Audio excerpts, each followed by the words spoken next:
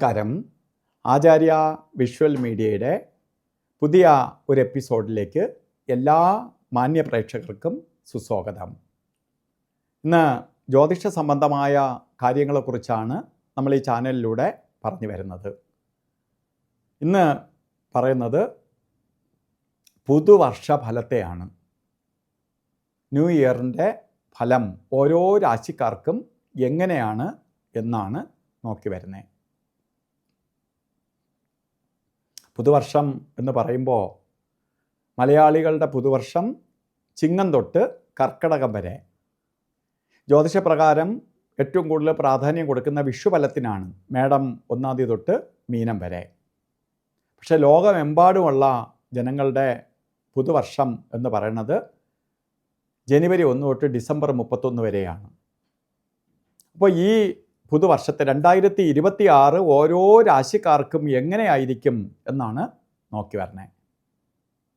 ഇവിടെ നമ്മൾ കർക്കിടക രാശിക്കാരുടെ ഫലത്തെക്കുറിച്ച് ചിന്തിക്കാം.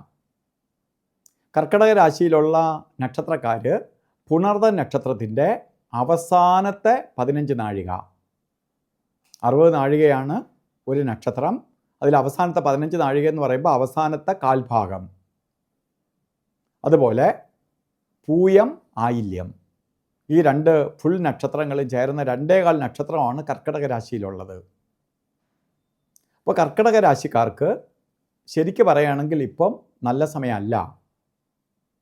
കാരണം വേഴം 12ലേക്ക് സഞ്ചരിച്ചുകൊണ്ട് നിൽക്കുന്ന കാലഘട്ടമാണ്. ബാക്കി ഗ്രഹങ്ങളെക്കാൾ ഏറ്റവും സമ്പത്തിനും ഐശ്വര്യത്തിനും കാരകത്വം വഹിച്ച ഗ്രഹമാണ് വേഴം. ആ വ്യാഴത്തിന് 12 എന്ന് പറയുന്ന ഇഷ്ടസ്ഥാനമല്ല, വ്യയസ്ഥാനത്ത് വ്യാഴം സഞ്ചരിച്ചുകൊണ്ട് നിൽക്കുകയാണ്. അപ്പോൾ അഷ്ടമശനി ഉണ്ടായിരുന്നു, ശനിയൊന്നുമില്ല. അപ്പോൾ മറ്റ് ഗ്രഹങ്ങളുടെ സ്വാധീനം ഇല്ലെങ്കിൽ പോലും വ്യാഴം 12 നിൽക്കുന്നത് അത്ര നല്ലതല്ല. നമുക്ക് തടസ്സം കൂട്ടും, കിട്ടേണ്ട സമയത്തിന് കിട്ടൂല, കയ്യിൽ കിട്ടുന്ന വായി കിട്ടാതെ പോവും. അങ്ങനെ സാമ്പത്തികമായി നമ്മൾ ജോലിയിലാവിട്ട് അങ്ങനെ ഗ്രോത്ത് വരാതെ വരും, ചെയ്യുന്നതിനൊന്നും അത്ര കണ്ട് റിസൾട്ട് ലഭിക്കാതെ വരും. അങ്ങനെ തടസ്സവും മോശപ്പെട്ട അവസ്ഥയും ധനവ്യയവും സംഭവിച്ചുകൊണ്ടിരിക്കുന്ന കാലഘട്ടമാണ്. ഇത് ഏതുവരെയുണ്ട്? 2026 മെയ് മാസം വരെ ഉള്ളൂ. അത് കഴിഞ്ഞാൽ ജന്മത്തിലേക്ക് വ്യാഴം സഞ്ചരിച്ചെത്തും. അപ്പോൾ നമുക്കൊരു 5 മാസം കഴിയുമ്പോൾ നിങ്ങൾക്ക് പെട്ടെന്ന് ചേഞ്ച് വരും. അപ്പോൾ ഒരു 5 മാസക്കാലം വളരെ ശ്രദ്ധിച്ച് ഓരോ കാര്യങ്ങൾ ചെയ്യുമ്പോഴും വളരെ സൂക്ഷിച്ച് വേണം ചെയ്യാൻ. എടുത്ത് ചാടി ഒന്നും ചെയ്യരുത്. നമ്മൾ യാത്ര ചെയ്യണം, ഒരു 5 കിലോമീറ്റർ വളരെ ഹൈ റേഞ്ച് ഉണ്ട് എന്ന് കണ്ടാൽ നമ്മൾ 5 കിലോമീറ്റർ നമ്മൾ വളരെ സൂക്ഷിച്ച് ഡ്രൈവ് ചെയ്യും.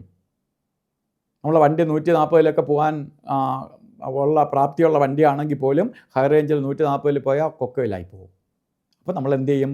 വളരെ 20 30 ആയിട്ട് വണ്ടി ഓട്ടിച്ച് പോകും. അതുപോലെ ഈ 5 മാസക്കാലം സൂക്ഷിച്ച് കൊണ്ടുപോയാൽ നമുക്ക് കാര്യങ്ങളെല്ലാം ചെയ്യാം. അതിനുശേഷം വ്യാഴം ജന്മത്തിലേക്ക് വരും. നമ്മളെ കാര്യങ്ങൾ നമ്മൾ ഈ 5 മാസം ചെയ്യുന്നതിൻ്റെ റിസൾട്ട് 5 മാസത്തിന് ജൂൺ 1 തൊട്ട് നമുക്ക് ലഭിക്കും.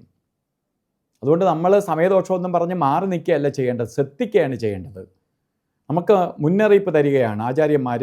ഈ ഓരോ ഗ്രഹത്തിൻ്റെ മാറ്റത്തിനനുസരിച്ച് നമുക്ക് മുന്നറിയിപ്പ് തരികയാണ്. ഈ മുന്നറിയിപ്പിനെ ലംഘിക്കാതിരുന്നാൽ നമുക്ക് തകർച്ച വരത്തില്ല. അശ്രദ്ധയും നമ്മൾ നോക്കാതിരിക്കുന്നതുമാണ് പലപ്പോഴും നമുക്ക് ആപത്തിന് കാരണമായി ഭവിക്കുന്നത്. എന്ത് ദോഷത്തെയും നമുക്ക് 50% നമുക്ക് മാറ്റിയെടുക്കാം. അതിന് തന്നെ പറയുന്നുണ്ട്, താൻ പാതി ദൈവം പാതി. ദൈവത്തിൻ്റെ കൃപ കൊണ്ടും സ്വയം നമുക്ക് സമയദോഷമൊന്നും അറിഞ്ഞുകൊണ്ടും നമ്മൾ പ്രവർത്തിക്കുകയാണെങ്കിൽ 50% നമുക്ക് ദൈവാധീനം കൊണ്ട് മാറ്റിയെടുക്കാൻ പറ്റും. അപ്പോൾ വലിയൊരു ആശ്വാസം ഉണ്ടാവും. അതുകൊണ്ട് സാമ്പത്തിക ഇടപാടുകൾ ഈ 5 മാസക്കാലവും നിങ്ങൾ സൂക്ഷിക്കണം. അത് കഴിഞ്ഞാൽ നമുക്ക് നല്ല സമയത്തിലേക്ക് വരെയാണ്. ഇപ്പോൾ പുതുവർഷത്തിൽ നമുക്ക് ആദ്യത്തെ ആരംഭം മാത്രമേ കൊള്ളാതെ ഉള്ളൂ. അത് കഴിഞ്ഞാൽ നല്ല ഫലത്തിലേക്ക് കാര്യങ്ങൾ പോവും. അപ്പോൾ ഈ ചാനൽ നിങ്ങൾക്ക് ഇഷ്ടപ്പെട്ടിട്ടുണ്ടെങ്കിൽ ഷെയർ ചെയ്യുക. അതുപോലെ ചാനൽ സബ്സ്ക്രൈബ് ചെയ്തിട്ടില്ലെങ്കിൽ സബ്സ്ക്രൈബ് ചെയ്യുക, ബെൽ ബട്ടണും കൂടി അമർത്തുക. കാരണം നമ്മൾ ലൈവ് പ്രോഗ്രാം ചെയ്യുന്നുണ്ട്. ആചാര്യ വിഷ്വൽ മീഡിയയിലൂടെ യൂട്യൂബ് ലൈവ് ചെയ്യുന്നുണ്ട്. ലൈവ് പ്രോഗ്രാം 1 മണിക്കൂറോളം ദൈർഘ്യമുള്ള ലൈവ് ചെയ്യുന്നുണ്ട്.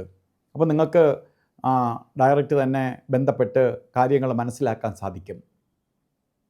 അതുകൊണ്ടാണ് ബെൽ ബട്ടണും കൂടി അമർത്താൻ പറയണേ. അതുപോലെ എൻ്റെ കസ്റ്റമർക്ക് വേണ്ടി ഞാൻ പല സ്ഥലത്ത് തന്നെ കൺസൾട്ട് ചെയ്യാറുണ്ട്. ട്രിവാൻഡ്രത്തും ഓൺലൈനിലും, അതുപോലെ ദുബായിൽ തന്നെ കരാമയിൽ പൂജാസ് ജുവലറി ട്രേഡിംഗ് LLC എന്ന് പറഞ്ഞ് സ്ഥാപനം തന്നെ ഇട്ട് എല്ലാ മാസവും നിശ്ചിത സമയത്ത് അവിടെ കൺസൾട്ടേഷൻ വെച്ചിട്ടുണ്ട്. അതുപോലെ മറ്റ് വിദേശ രാജ്യങ്ങളിലും പോകാറുണ്ട്. അപ്പോൾ പുതുവർഷം കർക്കിടക രാശിക്കാർക്ക് നല്ല ഫലത്തെ, ആരംഭം കൊള്ളൂല എങ്കിലും നല്ല ഐശ്വര്യപ്രദമായ അവസ്ഥകൾ ഉണ്ടാവട്ടെ എന്ന് സർവേശ്വരനോട് പ്രാർത്ഥിച്ചുകൊണ്ട് നിർത്തുന്നു. നന്ദി, നമസ്കാരം.